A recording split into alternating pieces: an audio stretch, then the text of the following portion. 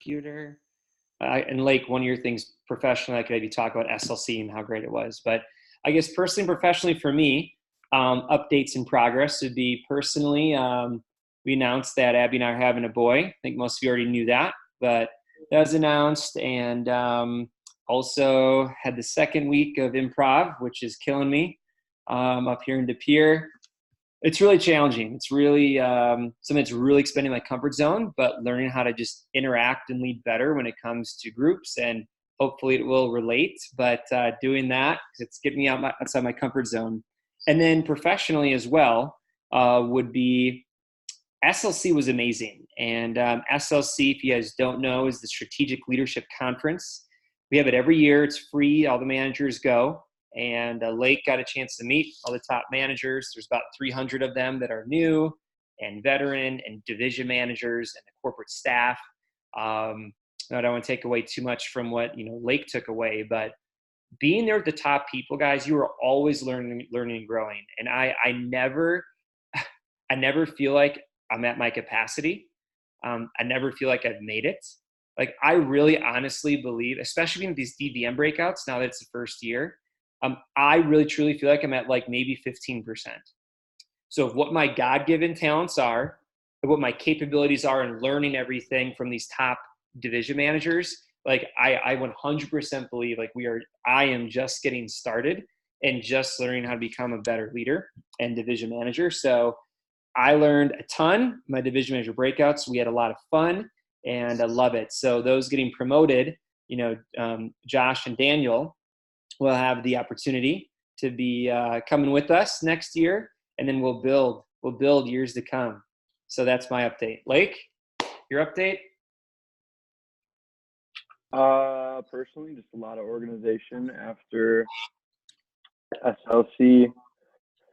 It's a lot to take in. I think the coolest thing about SLC is, you look at stats and you look at the interview and shows to interview, and I felt really confident about my show to interview. But then I watched Alex Mazur get up on stage and just tear it up with his role play of the interview. And I just think it's really cool that you can always be learning. But the coolest thing was just how much the company really pours into us. And just meeting all different types of people. All different types of people can be really good DMs. It's not just like this has to be this great looking person who has great communication skills. It's just a cool little niche. And then I also think the bigger picture with staffing, I talked to a few people from Colorado specifically, and they have 7 on staff constantly. And it's like, if you have 7 people on staff recruiting, how big could you build your business? How big could you build your business? So yeah, and then he said, and if one or 2 quit, he has a couple more in line. He has 7 on staff, and then he has 7 in line. So I learned a lot about the napkin talk. I think the role plays were the coolest, but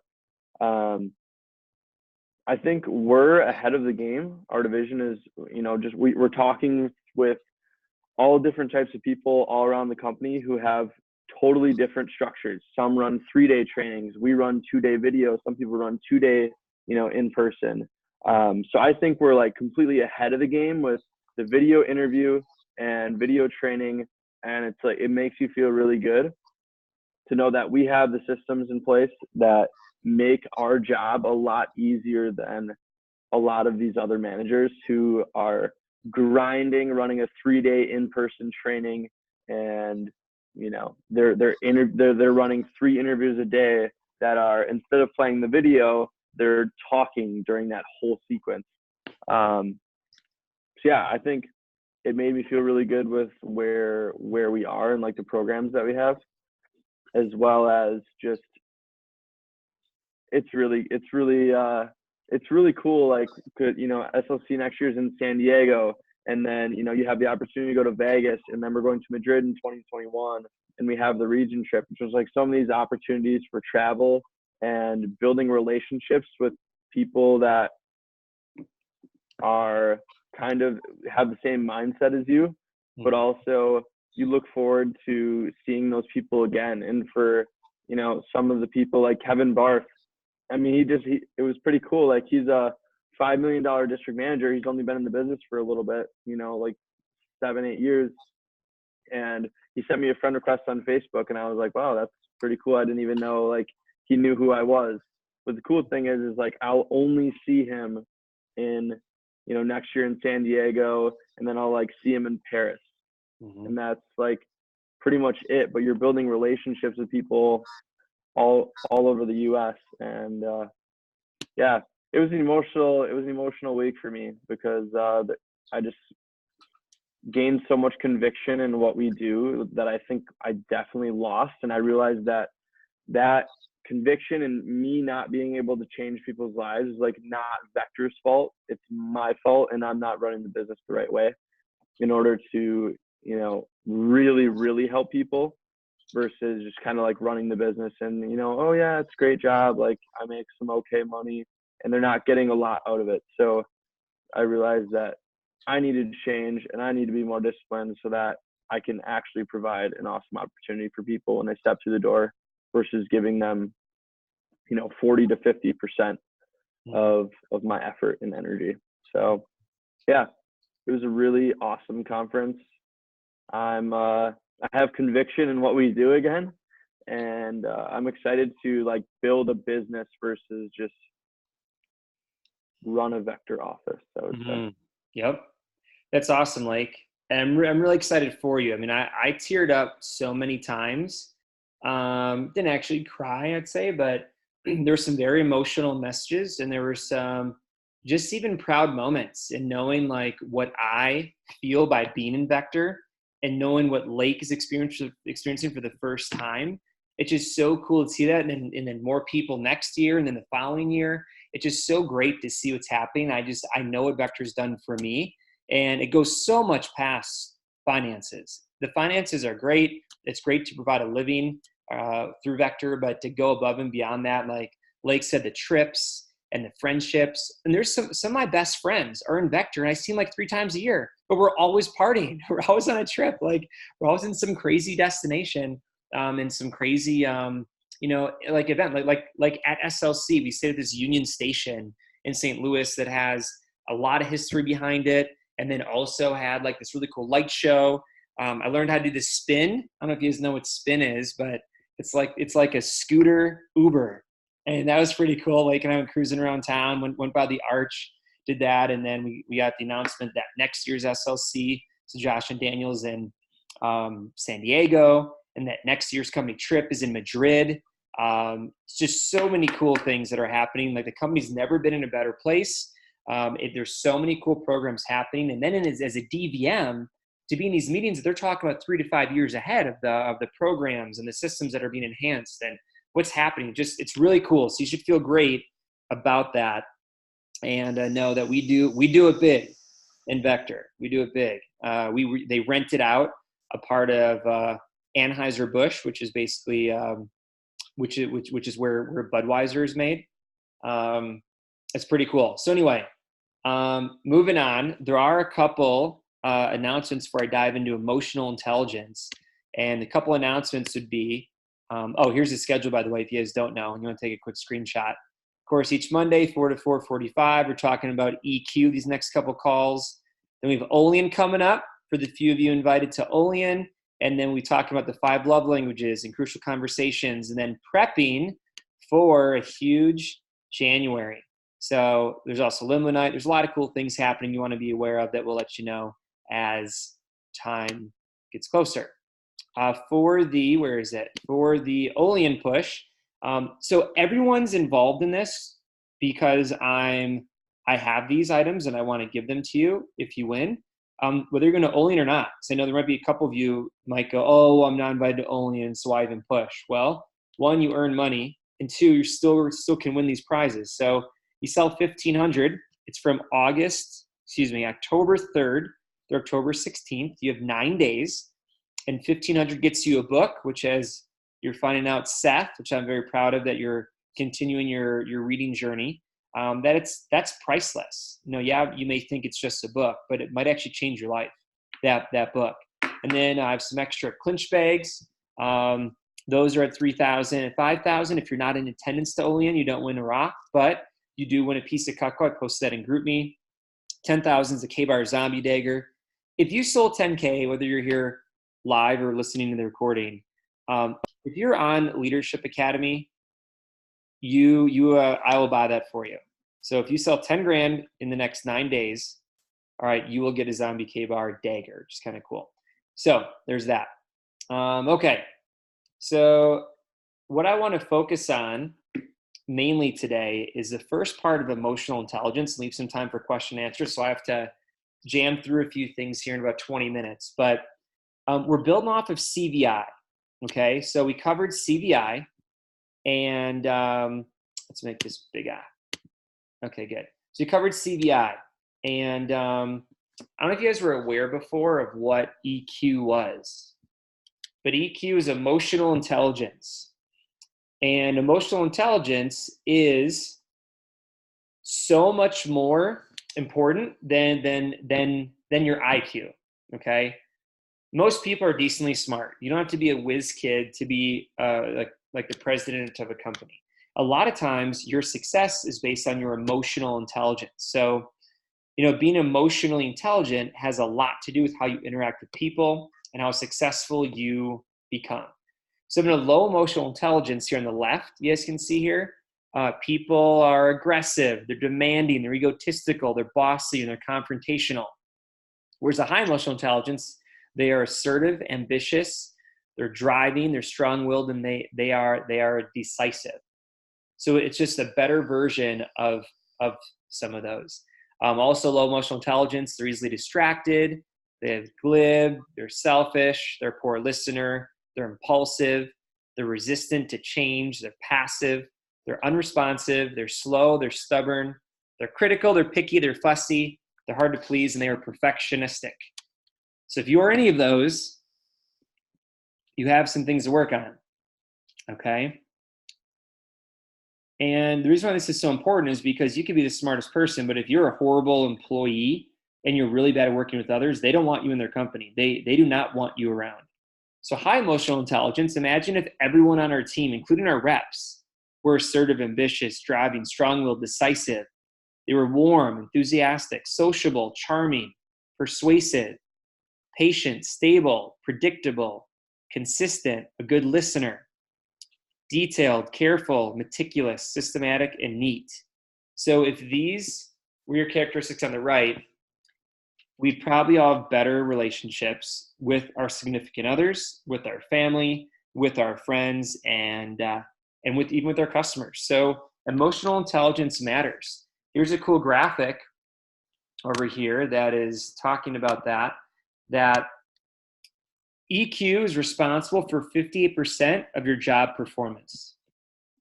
You may know how to do the job, but if you're not emotionally intelligent, you may not be that great at finishing it or collabing with others to do it, right? 90% of top performers have high EQ. And $29,000 more annually is what people with high IQ earn over people with a low IQ. So is EQ pretty important? Yeah, especially for a job like Vector, where all we do is work with people. So that's why we spend the whole first half of Leadership Academy calls, the first semester, all on a lot of it on emotional intelligence, CVI, understanding yourself and understanding people. Part of this is understanding people. The other part is understanding yourself. Okay, here's another cool graphic. This graphic talks about improving emotional intelligence. Step one is awareness. You have to be aware. Being on this call, being on the understanding of CVI and love languages and all these different things you're learning helps you be aware of, whoa, I need to be better at this, or you can teach someone to be better at it. So self-awareness obviously is really important. And then from self-awareness, you go from self-management and social awareness. So you want to master yourself first and then move on to self-management or your social awareness. So self-awareness then next with management, when you're leading people, you want to adjust and direct your thoughts and actions. It's one thing to be aware, but it's another thing to actually manage your emotions and how you feel. Have you guys ever had someone who you work with, either in this job or other jobs, that just rubbed everyone the wrong way, right? Or like always got into arguments, or just weren't pleasant to work with, right? We've all had that before. And then social awareness is the ability to accurately pick up others' emotions and perspectives. This is something where, Daniel and Lake, you guys are really good at this, being more experienced in life. And I'd say with people, is being able to be aware of how someone's feeling, right? Being able to aware of how they're feeling in an interview, in a demo, how your significant other is feeling when you're having a tough conversation with them, right? It's great to be aware of everyone around you.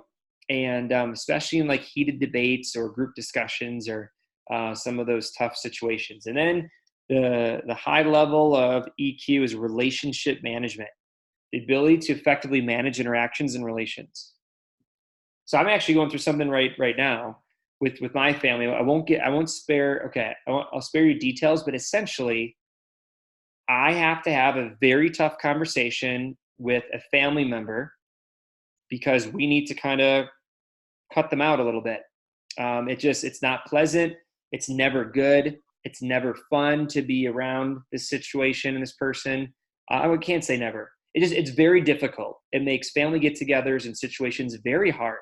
And so for myself to need to step up and have these tough conversations with someone, even a family member, I'm using what I've learned through Leadership Academy and books to make it a more smooth process and make sure there aren't any casualties or lost relationships, but just that I'm doing it in a way where I'm aware of the situation, it needs to change, so I'm going to manage that relationship, and that's very important. So, any questions so far? Okay. What's an example of, I'd love to hear from each of you here, like a quick example of a situation where you felt like you weren't that emotionally intelligent in the moment, you weren't that aware, or something like really backfired, or where you had like someone or a family member or a coworker in that situation. So I'd love to get a couple examples.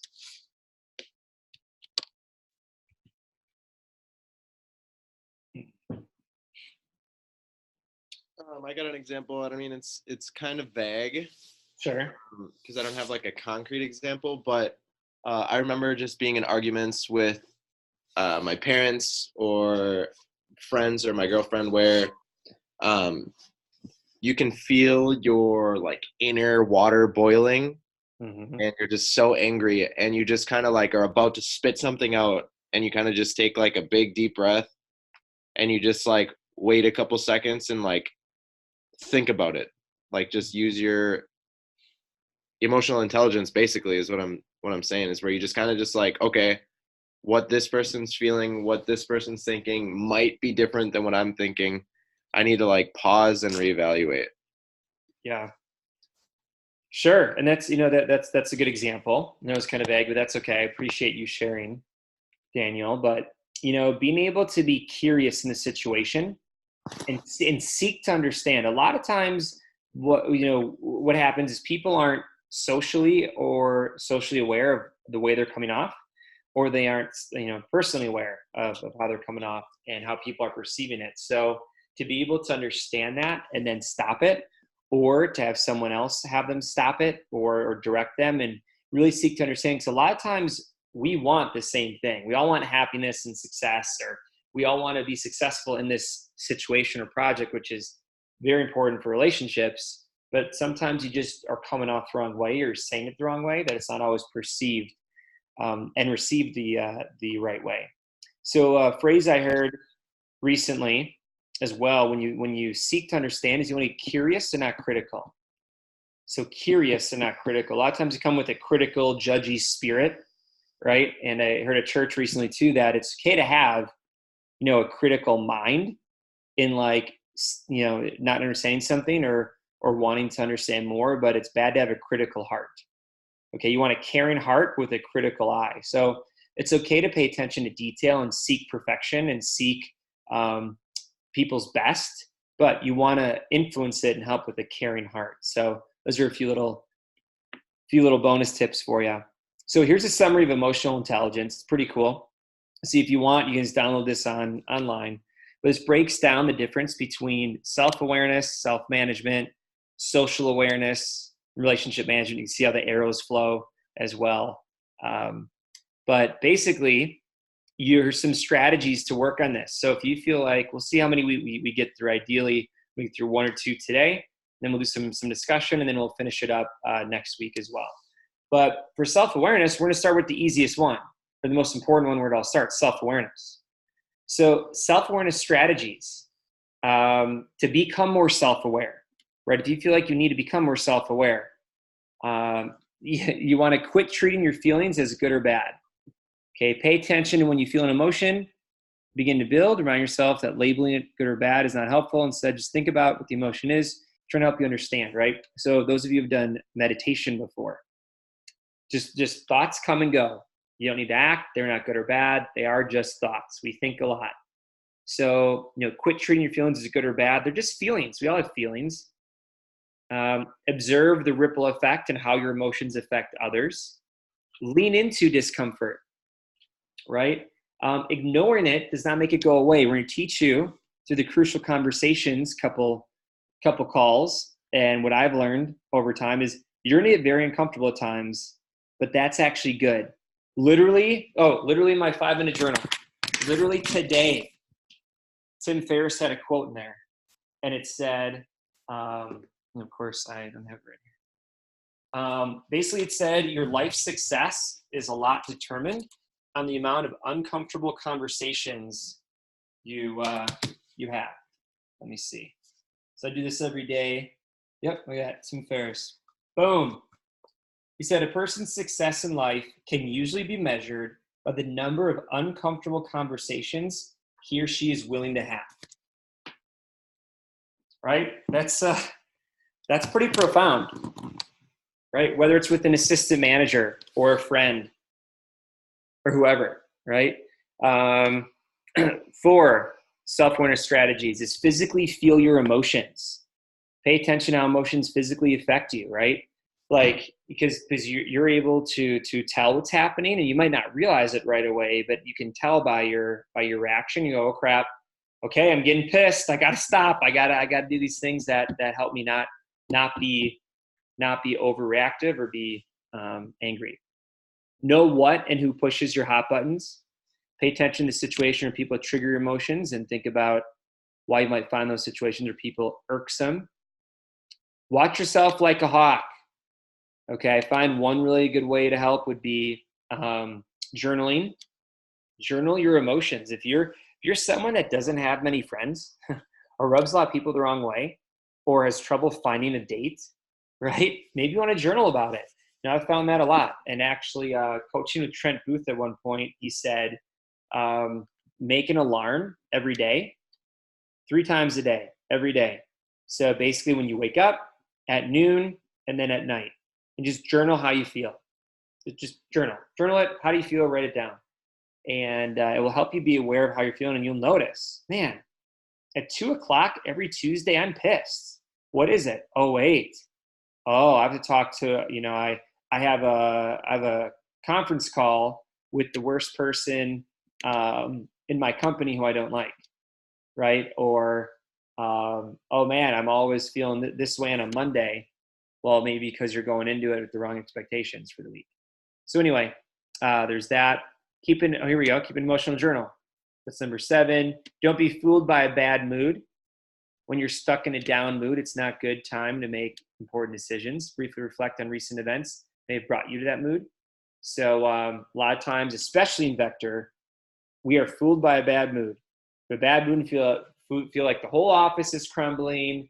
Woe is us. And that's where it's important to go take a walk or keep a gratitude journal or watch a YouTube video that motivates you, right? So a good mood can deceive your thinking as much as a bad one, though. The excitement and energy leave you more likely to make impulsive decisions that ignore potential consequences to your actions, right? Like gambling, or you get like a good paycheck. to go out and buy a motorcycle, right? So just those situations, they're not always good. Ask yourself why you do what you do. Okay. Sometimes you just have to ask yourself. When you ask yourself a question, by the way, your mind works on the answer. That's why it's so important we fill our mind with great questions, as opposed to saying, there's some people that don't like their health, and they'll say, "Why am I fat? Why am I so fat?" Looking in the mirror, "Gosh, I'm so fat. How did I get this way?" As opposed to going, "Wow, I don't like how I look. How do I get healthier? How do I cut off 5 pounds next week?" You start asking yourself these questions, your mind starts working on them. So don't ask yourself negative questions, because your mind's going to subliminally tell you why you're fat, why you're a loser, and why you're going to stay fat the rest of your life. And that isn't good. Okay, visit your values. This is a cool exercise that eventually, if you want to do this on your own, just remind yourself your values and how well you are currently living up to them. So a lot of times we need reminders. And that's why I love the 5-minute journal so much, because in here, it gives you reminders of 3 amazing things that happened today, and daily affirmations of I am. So I love that. I love reminding myself every day why I'm awesome. All right. 12, check yourself before you wreck yourself. Okay. Just notice your mood, spot your emotions in books, movies, and music. Finding your emotions in the expressions of artists allows you to learn about yourself and discover feelings that are often hard to communicate. All right, that's cool. Never thought about that. Seek feedback. Many of you, I appreciate it, filled out a 360 form for me. And as a manager, we'll be asking that you do that as well. I would highly recommend you doing that. The first time I ever did it was after reading Taking Life Head On by Hal Elrod. And this is like back in 2000, maybe 10. And I basically, at the end, he has an email that says, basically, "Hey, give me feedback. I appreciate your feedback. Give it to me. Be harsh. And please tell me how I can get better." And then, so anyway, there's that. And then also in the 360 feedback as a manager, it's great to know how you're doing as a manager with your planning and your emotions and your leadership. So thank you for those who filled that out. I like to do that every year. Engage where I'm at and always be improving. So seek feedback. Get to know yourself under stress, which is where most people need help. We get angry or stressed or things don't go our way. It's important to see how we react and how we can recharge the battery. So that is self-awareness. Just for time's sake, I'll save the other 3 for next week, and we'll go through the rest of those since we did a bunch in here, and I want to talk about this for a few minutes. Before we, are there any questions before I have you guys share a little bit on what was a takeaway or something you want to do? Any questions? Okay, I talked about EQ and IQ. Okay.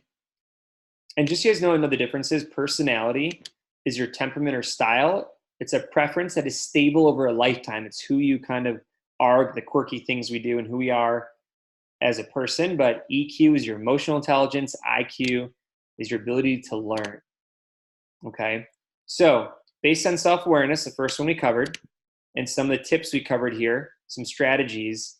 What was something that was eye-opening to you, or one of these strategies you'd like to implement or work on? Let's go around and discuss it. All right, let's start. Go ahead. I think the managing your state. So what you said about setting an alarm and assessing where you currently are, so that if you are in a bad mindset or just having a bad day, you can turn that around. And I think managing your state throughout the day affects how you treat other people too. So that's really important, and how you treat yourself and think about yourself.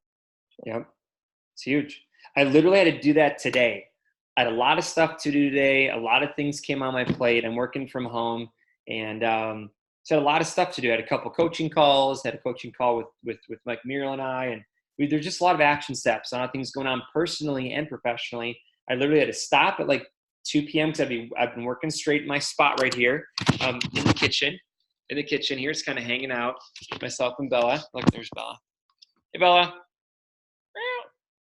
Yep, there she is. Okay, so I had to at 2 o'clock. I'm like, I've been sitting here for the last like 6 hours, just straight working on stuff, making calls. I'm like, I need to eat something. I'm like, I'm just gonna relax. It's nice outside. So I went outside for like 15 minutes in the sun. Had a bowl of cereal, 2 bowls of cereal. Man, like it just changed my whole state. So, right. So when you have those alarms, like, I think that's great because it just reminds you to think, oh, how am I doing? Oh, maybe I should take a break. By the way, that's huge. That's a bonus tip. If you're always feeling tired or stressed at a certain point in your day, set a little alarm for that time. So it reminds you to think, hey, be happy, or hey, do you need to take a walk? Kind of self-manage yourself. So thank you. All right. Who wants to go next?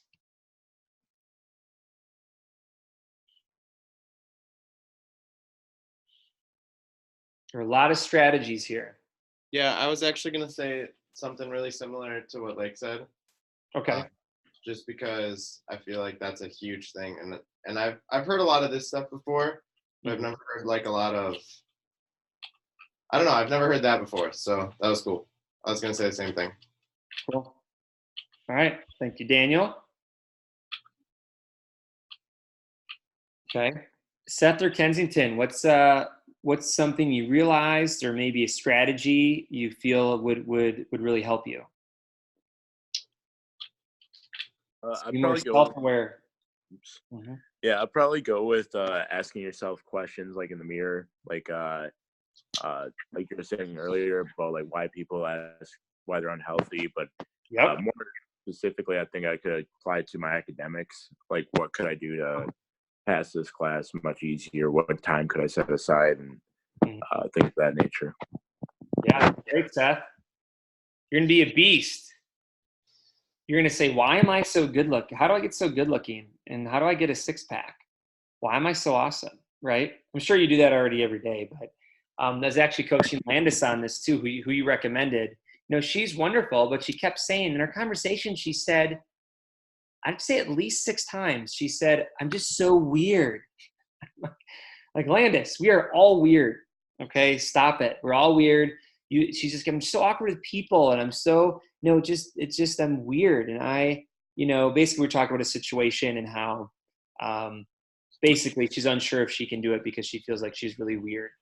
And I said, stop it. You're not weird. And the weirdness you have, we all have. Just own it, love it, and let's get you better with people. Whether it's getting a serving job, or it's becoming an assistant manager, it's doing more appointments, it's just doing something that's going to help her be more involved with people, because she only works on the weekends at her CNA job in Illinois, and she takes 6 credits. I'm like, you have to be more active. You can't only do 3 to 5 demos a week and do 6 credits. Like, you're capable of more. Let's get you to 10 to 15 demos, or get a part-time serving job, something, because you got to stay active and practice your ability to interact with people while make money. All right, Kensington, we saved the best for last. I was gonna say more with like what Daniel and Lake said, but I guess it's more like to check yourself and like realize like when I'm stressed and like how to manage it well. And yeah, keeping a journal may help if there's like common trends through the week to like help myself be better. Yeah. Check yourself before you wreck yourself. Right? That's huge. And man, if you can so that's great, Kensington. You are going to be the biggest catch for some lucky guy eventually, by you being a kick butt chick who doesn't freak out and can manage her emotions and checks yourself. I mean, all of us are great catches and are going to be even greater, but I guess it's getting weird. So you understand. All right. So in finishing things up, I want to thank you guys for your attention and making our live call here. I do appreciate it, because you just get more out of it when you're on video, 2 when you're live, and 3 when you're interacting. So I do appreciate it. I hope this call was valuable for you. Hope you're ready for next week. It's going to be the second round, which is we're going to finish up emotional intelligence. There's a couple final reminders. Is one, if you're actively selling, right, and you're actively doing demos throughout the week, reminder that we have our division virtual team meeting this Wednesday, 5:30 till 7:30. And then finally, as an assignment, I want you watching. I don't know if anyone's watched it yet, but there's that potential assistant manager playlist. I want your guys' feedback because, as Blake said, we want a massive staff. So whether it's currently to get people on our team now, or like Daniel for your own staff this summer, to get as many people on staff, we want a nice, quick little playlist of some videos that isn't some big, long 100 video playlist or like an 8-hour training. Just simple. Hey, here's what being an assistant is. Here's how you can step up. What do you think? Do you want in on this? So I'll post it to our group thread on texting. But it is a playlist. I'd love for you guys to watch it this week if you haven't, and to make sure you give us some feedback on it, because it is really good and kind of lays out what an assistant is. Has anyone watched that yet besides Blake and I? Yeah, I don't know if you guys have. Okay, great. No worries.